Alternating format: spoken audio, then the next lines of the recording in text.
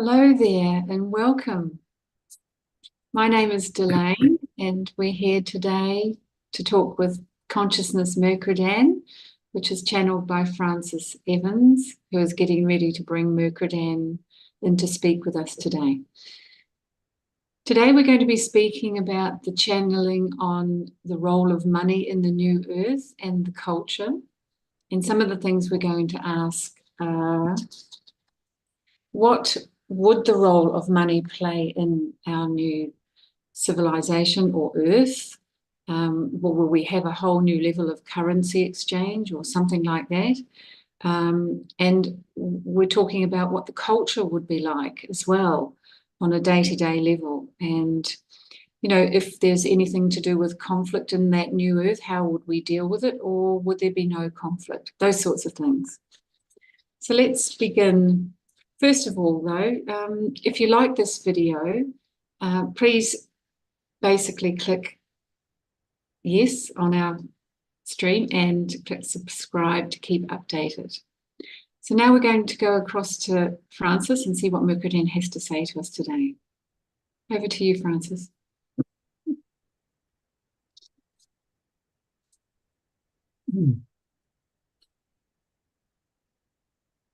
Once again, it is my privilege and pleasure to come and spend these few moments with you time. Everything is simple, and yet it seems so complex. So that is one of the examples of the law of paradox.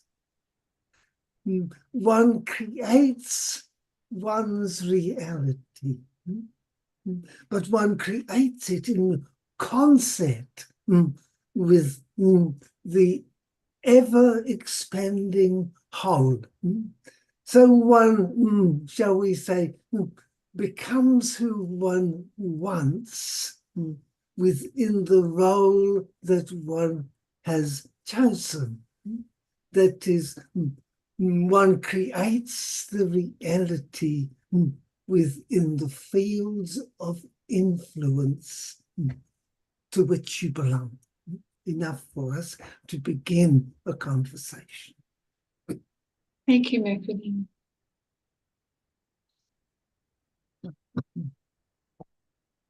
We've talked before about the new earth consciousness. So now we're going to expand on what day-to-day culture could be like.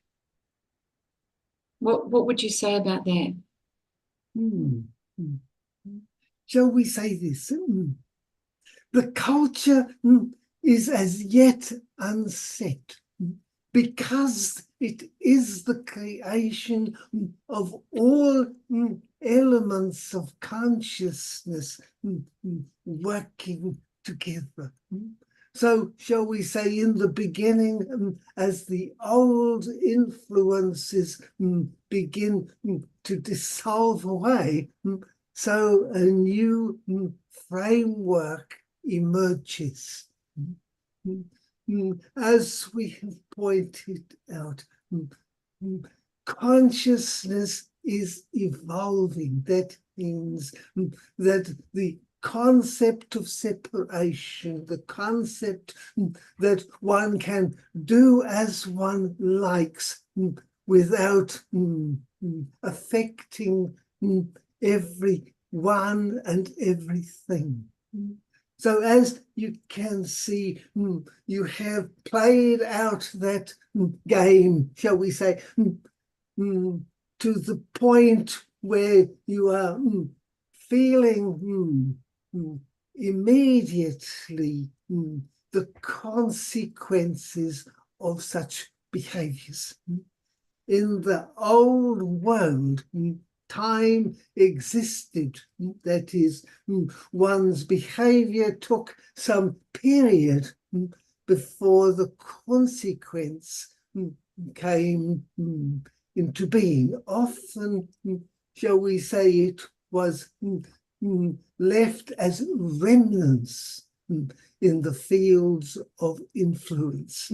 Then new identities adopted that in order to play out the consequence. But the new world as it stands, consequence is immediate. And so you are beginning to see that your behavior affects the fields that one resides in, all the way, shall we say, into the cosmic realm. So that is immediately experienced on the planet.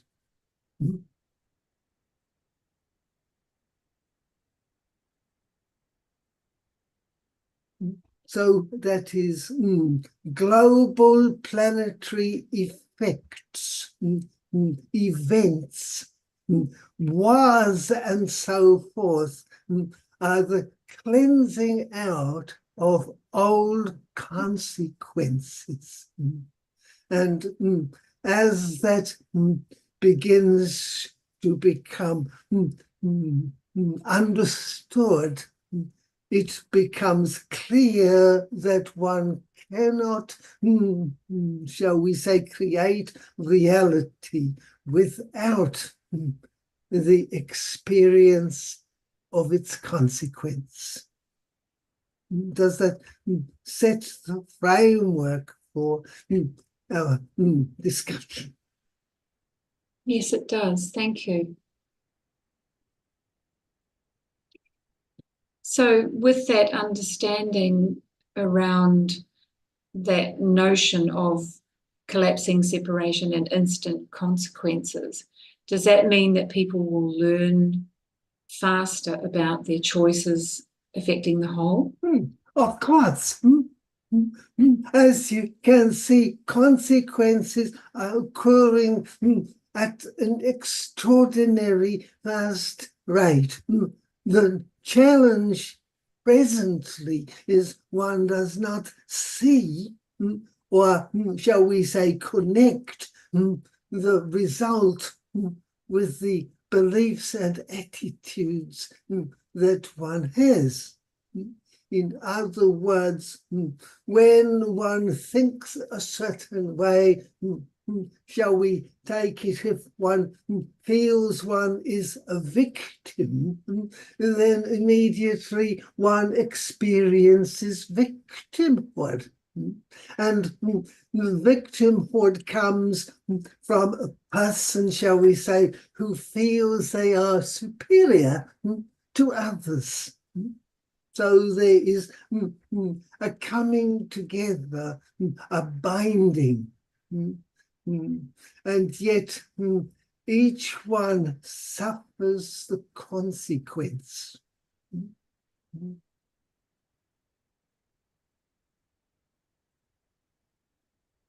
So you're saying that the people who are dominant will see their effects on the people who are victims. As it becomes, one begins to build antagonism. Antagonism builds within, shall we say, the field of influence, and so there becomes ideas of so on, and war eventually takes up. One begins to assault one another. The victims find those that want to take on their cause and perpetrate against those that they see against them, and so on, until there is a recognition that the field of influence, that is, whether it is a national one or community one, that there is a benefit for all when everyone is benefiting. Okay, thank you. That's clearer.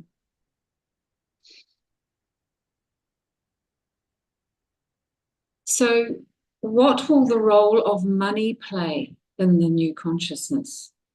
You understand what is the role of money in the present is to keep one group superior to another.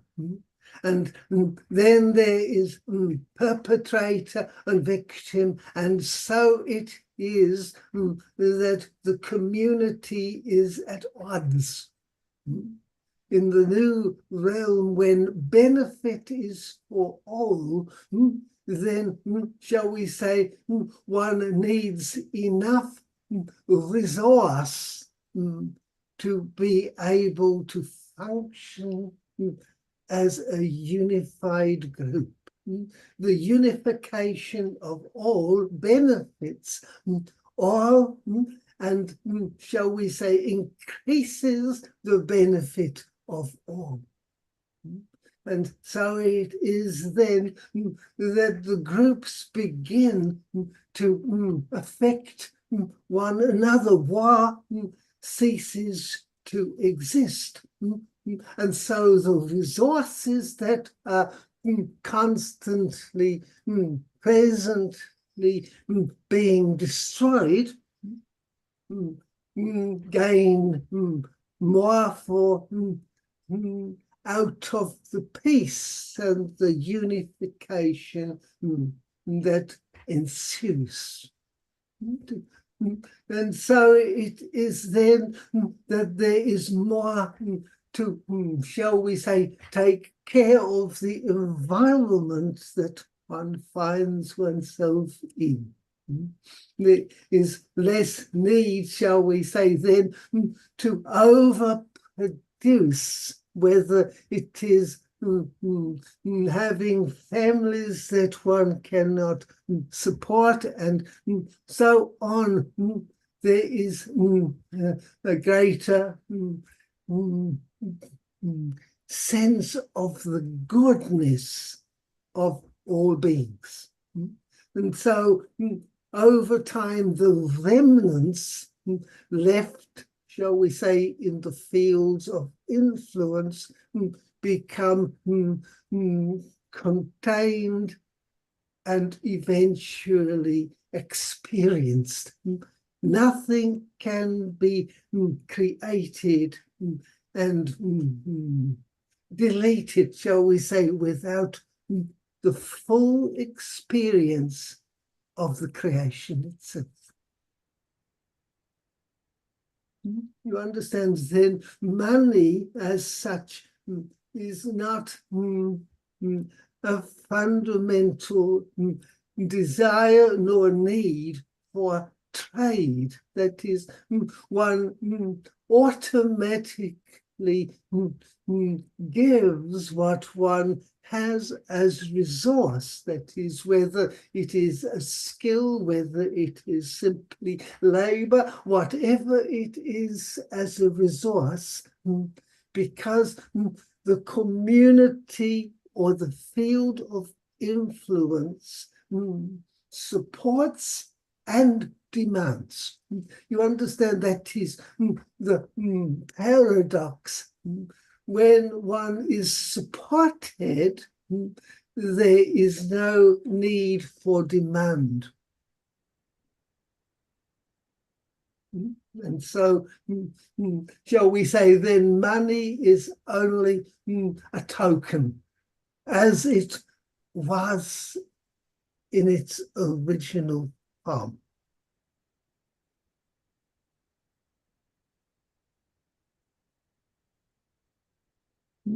I want to point out, money is a currency. A currency is something that flows from one to another.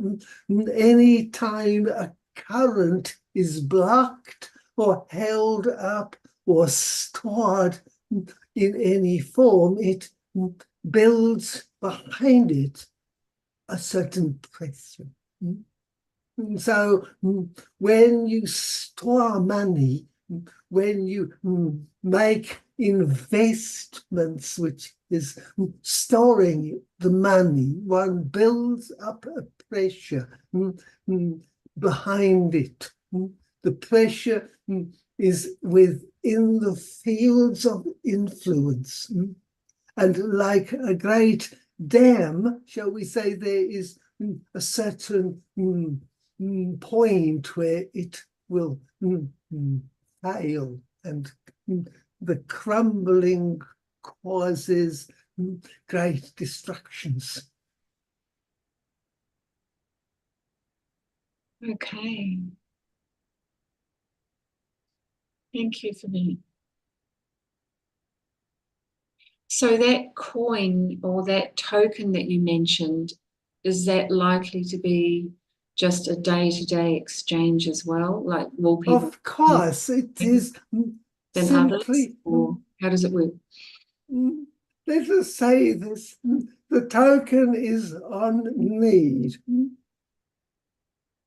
It is not based on considerations of abilities to override others. So one is not taking what more than what one is needing. In other words, it is much like a way of exchanging one's resource. When you consider this, a resource is something that one has and what someone else requires. So why is one resource more important than another's resource?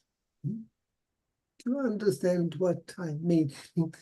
So it is at the present time that you think that the bank manager's resource, that is, that he understands how to make use of the flow of money, is important, more important than the resource of the rubbish collector. Because if you consider that if the rubbish collector stops immediately within a few days, there is a serious problem.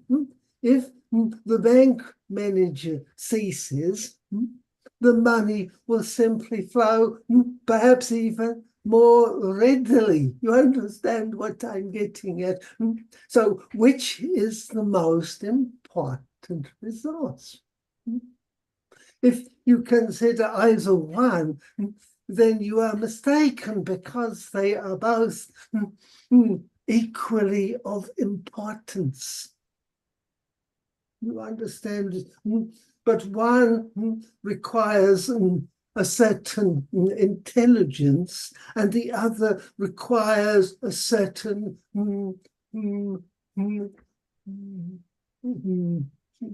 fitness. You understand? And so you have devalued and invalued differently. And in the new order, it becomes excessively clear that such values are irrelevant. And as such, then rewarding each one differently is also invalid. And so then money becomes a necessary way of exchange, and that is all. Then money becomes currency. It is to make sure, shall we say, that things are in balance, and there is a, shall we say, an organization to ensure that certainly as the change begins. Okay, thank you. So we can see this in our emergency responses when there's a national disaster with the environment here and other Of course. Yeah. Of course, all over when there is, shall we say, what you are calling an event, money is of no concern to everyone.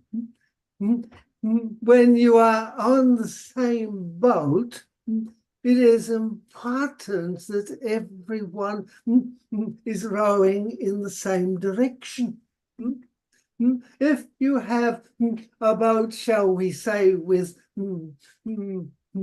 one group, let us say the ordinary person on one side of the boat and the rich people on the other side, and the rich people tell everyone they are above rowing the boat, then the boat will simply go round in circles. It is madness. But that is where your system is.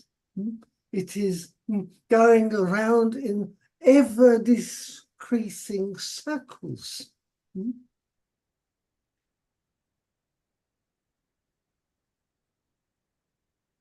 Okay. So with that, talking about the dealing of separation, I suppose conflict would look differently in the new order. How do you have conflict when there are no perpetrators and no victims? You have to have a victim, or rather, you have to have a belief in victimhood. And that is how wars have begun. One considers one is a victim, then one arms oneself more than the next, and then you become the perpetrator. And you have the justification that I am perpetrating because I am the victim.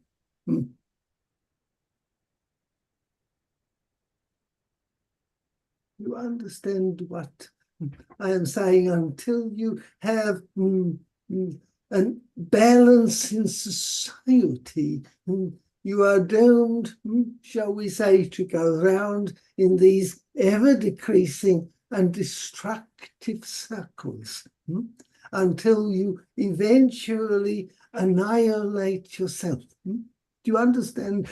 And yet, the Great Awakening is to realize that that is the case, that everyone has the rights to create their own reality. And there is a benefit for all when that is left to creation. And you will notice that it is not the super rich that create the great leaps forward. It has always been the person on the outside who has the insight into that.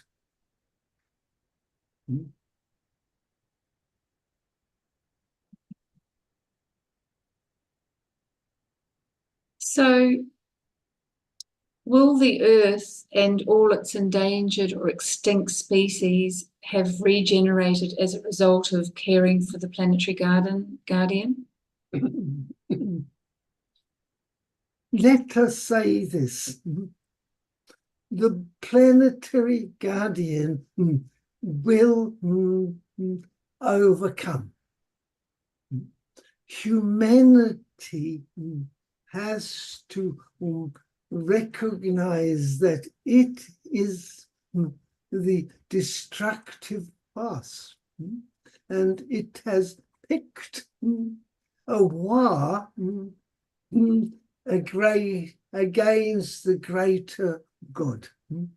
The planetary guardian is simply taking as little action as it must to repurpose and repopulate the planet in a balanced form.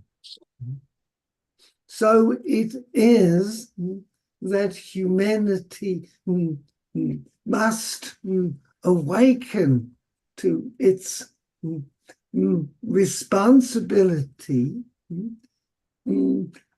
and to the fact that it cannot win. Excuse the body, that it cannot win with a war on its own support system.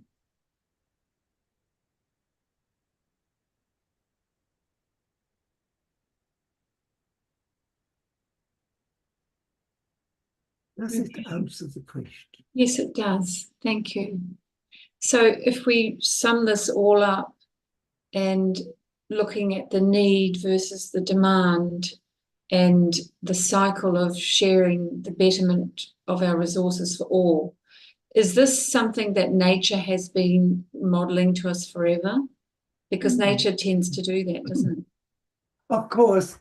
However, to clarify, there is only one, and every individual is creating their own reality within the fields of influence. So if you create a certain aspect, you are playing a part in a great unfolding drama. And while you have your personality and so forth, you are attracting to you those to play the other parts in your unfolding awakening. So if you're, shall we say, deeply bound into the physical reality and you are pushing your way through it, others will play the roles of those that take advantage of you. You understand? It is because they are creating their own reality in line with the beliefs that they hold. So that is why victims and perpetrators attract one another. And while you sense this, in other words, for many people, they are victims of their own bodies. In other words, they are creating models in which their bodies do not support them. You understand? There is great learning in that of how to be in harmony with the self. In other words, if you think you are aiming for a spiritual world outside of the physicality, then your physical body is irrelevant, is of no consequence, has no rights. And now you will attract those things to make that true. So as you can see, everything affects everything else. We are talking here about a new earth with new money system, but it also is a new health regime because it cannot be separated. When the world comes into harmony, one values the earth, one values the physicality, one perceives it as the great gift of spirituality. Is that enough for today? Yes, thank you, Mercredan.